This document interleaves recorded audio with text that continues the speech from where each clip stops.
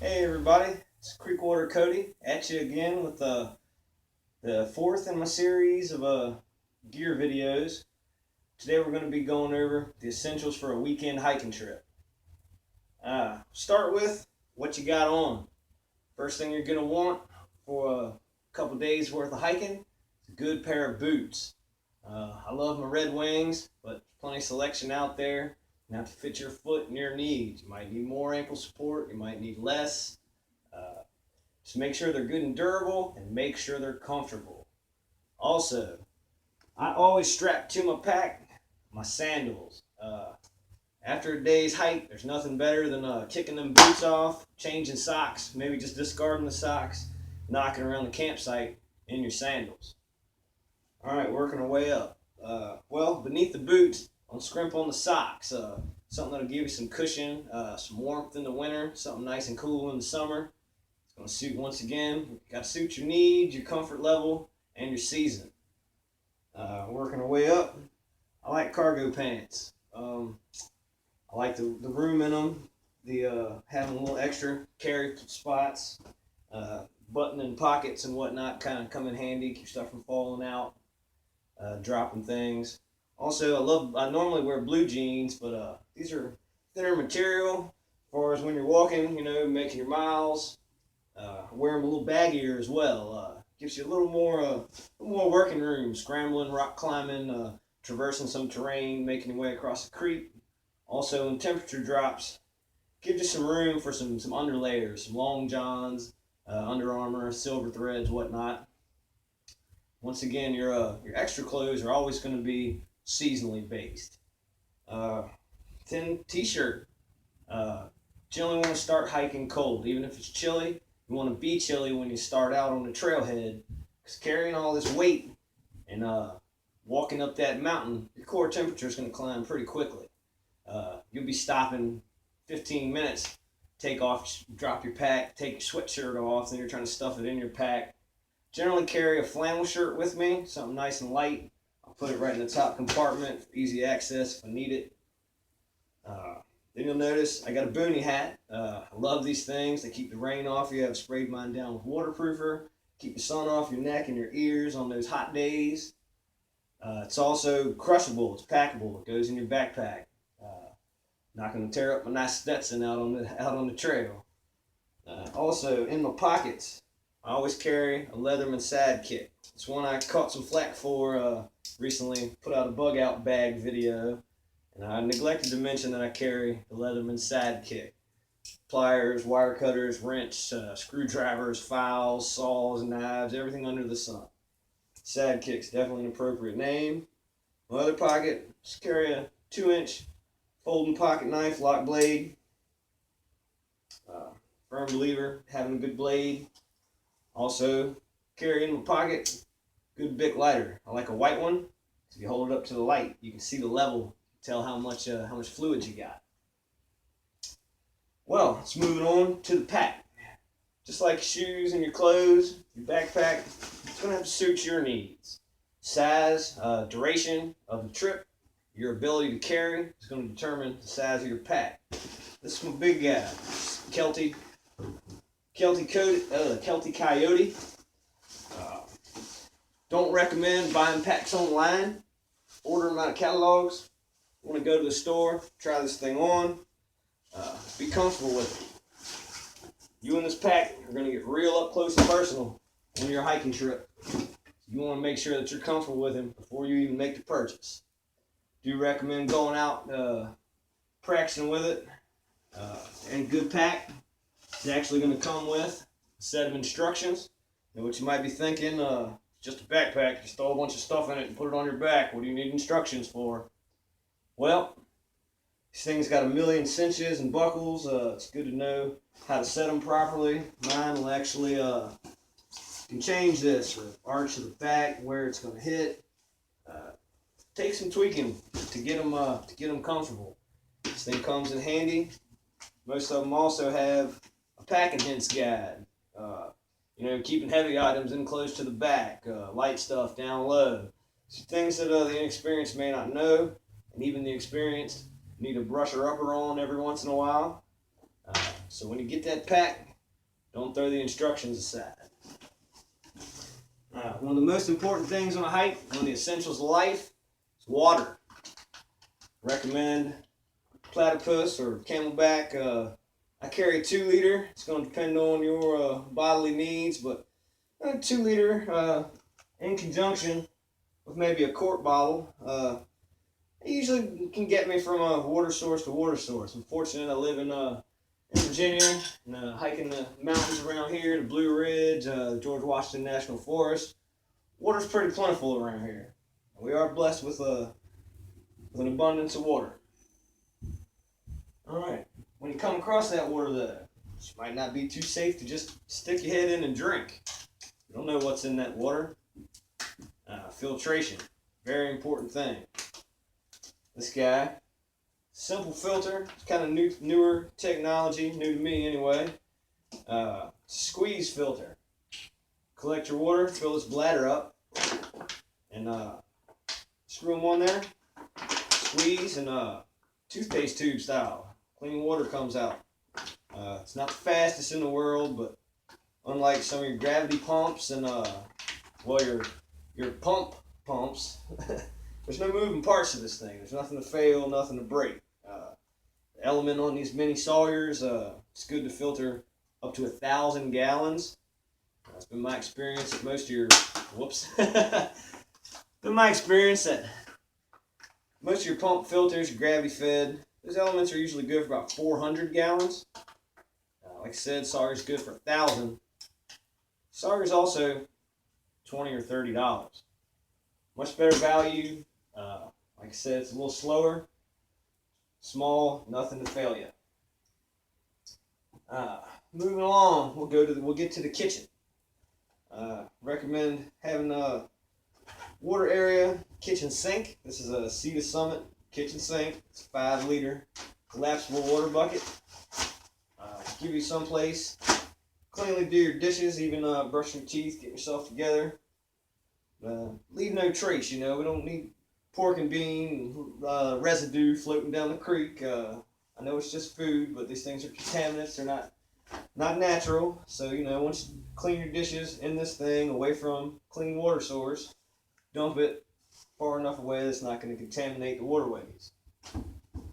It's good for doing the dishes, good for collecting that water that you're going to filter to put in platypus. All right, we are the CreekWater Cooks, so let's get down to cooking. During on a backpacking trip, carry a propane butane mix. Propane, green Coleman cylinders. They're very thick, very heavy, thick walls. Propane is a very unstable gas, so some manufacturers they split it with butane, which is much more stable. Gives you that nice thin wall. It's much lighter. The stove I like to use, very popular amongst hikers. It's MSR Pocket Rocket. You see this guy? Screws right on. Turn the knob, hit the light. This thing's got great control. Some of your cheaper stoves, it's hard to control the heat. You can blast it down to low, maybe up to medium. To furnace. I don't recommend cooking on that set. The MSR Pocket Rocket, though, she's tough, durable, small, lightweight, efficient. This thing's cooked many a meals. CreekWater Cooks, we were using Pocket Rockets before we were the CreekWater Cooks. We were just some guys out on the trail. Look at us now. It folds up, tiny, lightweight, not much to it. As far as your gas, once again, that's going to be determined by the duration of time you're going to be out there, how much food you're going to be cooking, the time it's going to take. Do recommend practicing a bit at home, cook some SpaghettiOs, something like that, to see how long the gas lasts, get used to the balance and whatnot. Moving right along, nice cutting board, small, lightweight cutting board, gives you a clean surface. It's a good prep area. Carry a small, large iron skillet. Sometimes You can carry that guy. That's the one I was mentioning in Chuck Box video. That's more for show. This is great, 1 or 2 people. You know, cast iron. Can't beat it. It's tough, durable, heats evenly, great flavor. CreekWater Cooks, iron all the way. Once dinner's done, CreekWater Cooks recommend a big plate. Big plate, big appetite. It's a tough plastic polymer deal picked up at REI. It's nice and deep. Soups, cereal, stuff like that can even be eaten out of that. Generally stuff like that though, I just eat it right out of the cook pot. Brings me to the cook pot. Hiking, generally carry my Minimalist by GSI Outdoors. Got a few pieces to it. This thing's a 1 quart anodized aluminum, nice and light. Notice there's no handle. Come up, it's a little rubber insulator fella. Grab right a hold of the side. You can grip it without burning yourself. Set it in the koozie. Meal's ready to roll. The lid actually doubles as an insulated sippy cup. Great for coffee. They definitely named it right. It's a minimalist. I mean, it's a one-man show. That and a good frying pan, that'll make it happen. Brings us to one of my favorite items: a coffee cup, a mixed drink cup, my titanium Snow Peak cup. Greatest cup in the world. Some utensils. Like to carry 3-piece set. Boy Scouts of America issue. Butter knife there has even got a bottle opener on it.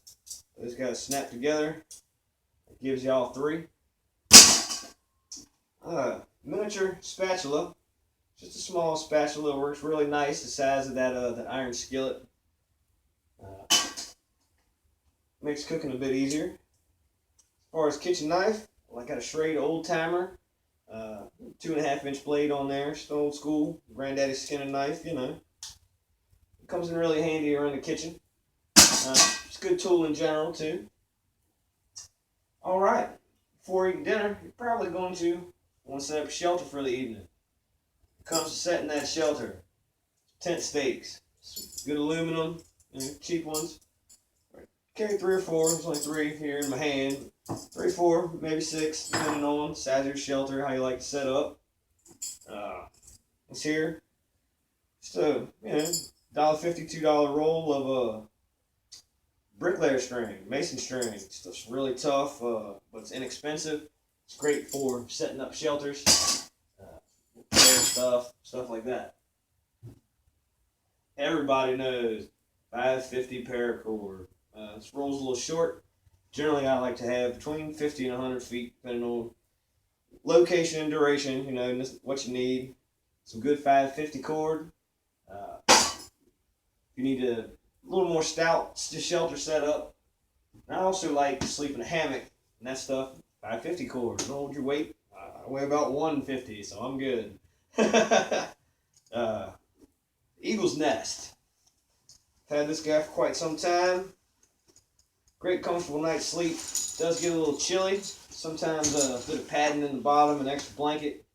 Keep your rear end from freezing. Summertime, these things are great. All seasons I've used them though. It's a nice silky parachute material. I actually swapped out the old metal carabiners that they came with for some aluminum climbing ones. They'll hold the weight, but they're a lot lighter. It's a great night's sleep. Really good on your back. Much better than the ground. That's what's under you. Here's what's around you. This thing's nice and small. It's only a couple pounds. This is actually 15 degree rated. This thing will take you well below freezing. It's made by Lafuma. It's old school goose down fill. Sorry about that. Over top of you, we got what you're in, what you're on. This is what's over you. I'm not going to break them out. This is an 8x10 nylon tarp, grommeted corners and sides. Generally gives you enough cover to spend the evening dry. Times that you might need a supplement though. Military spec poncho. These things turn into great shelters themselves, but if you need a windbreak or just a little more rain cover, these things come in handy. The military grade are also they're large enough to cover you and your backpack. So if you're caught out on the trail and it starts downpouring, you can throw this on over yourself and your pack, set your shelter up, and then get inside. Military spec poncho, lovely thing to have. Also, inside my shelter, I'll hang from a ridge line in the center, net hammock, just a gear hammock. Keep some cold weather stuff for the night times, you know. Might keep an extra blanket there, keep dishes there, stuff you might be working with.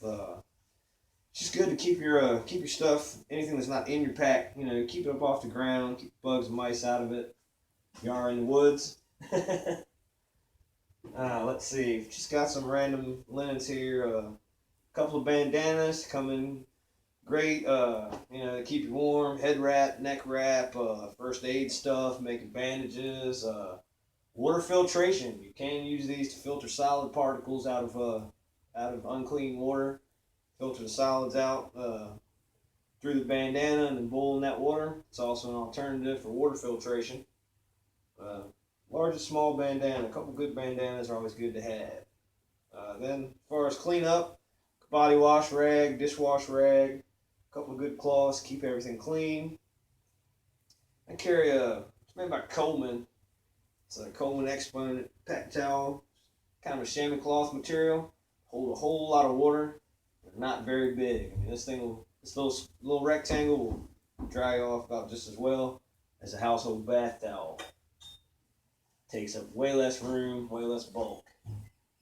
Okay, Ziploc bag. So carry at least a few of these, a couple of gallons, a couple of quarts. Food leftovers, dry lock storage, and trash. Remember, leave no trace. You pack it in, you pack it out. Empty food containers, Cliff Bar wrappers, beanie weenie cans, whatever it might be. Some of that stuff might be kind of gross. You don't want it just floating around in your pack. Lock it in the Ziploc, carry it in the pack, throw it in the trash can when you get the opportunity. All right, it's cleaning, keeping it clean. Keep yourself clean. Nice toiletry kit. I don't think it's necessary to dump everything out of here, but should a good size, you know, appropriate size bag for your needs. You're gonna want toilet paper, some environmentally friendly camp style antibacterial soap. Some hand sanitizer, deodorant, toothbrush, toothpaste, you know, beards, razors, whatever you're gonna need. Keep yourself clean, keep yourself motivated, keep yourself fresh. Another item that kind of goes in conjunction with that is a small makeup mirror. These things are good, you know, emergency signaling, checking out, you know, look for ticks. You might have a scratch cut somewhere you can't see, you know, first aid kind of stuff. I mean, just shaving, brushing your teeth, checking yourself out in general. It's not just a hygiene, it's also a morale booster. I mean, if your hygiene's not good, neither is your morale. Let's see. Bit of Repel. DEET. 40% DEET, little bug spray. If season, you know, requires it. Much need for DEET in January. Not here in Virginia anyway. A Sharpie marker. Simple item. But they write anywhere, they last a good long time. I want to write down directions, leave a note. You never know, they come in handy. I always carry a big Bic in my pocket, like a little mini Bic inside the pack, just in case one gets wet, lost. Once again, the white ones, you see the fluid level right through them. Let's see, after the Bic, waterproof container with some weatherproof matches. Nice wood shaft, sulfur head, waterproof matches. Strike right on the side of the container there. Handy tool, small trowel, folding trowel, shovel. Digging your cat holes, fire pits, covering fires. You know, shovel. Good thing to have. Handy item in can. Bring us to some lighting. I always use just a little Home Depot Lowe's version made by Energizer. Red, high, medium, low settings. It's not a fancy, outfitter one, but it'll get you through the night. It lights it up plenty. Aside from that, UCO lantern. It's a flashlight lantern combo. Small, lightweight, stirrable, dependable, as long as you got good batteries. When the sun goes down, well, entertainment's always a good thing to have. Now, everybody, I normally carry my cell phone, not just to shoot these videos for you guys, but for the music. You might not necessarily have a reception. You can download some tunes, sitting by the campfire. Other than that, I do recommend AM/FM radio. Maybe have a weather band on there, weather, news, entertainment. Yep, good old AM/FM.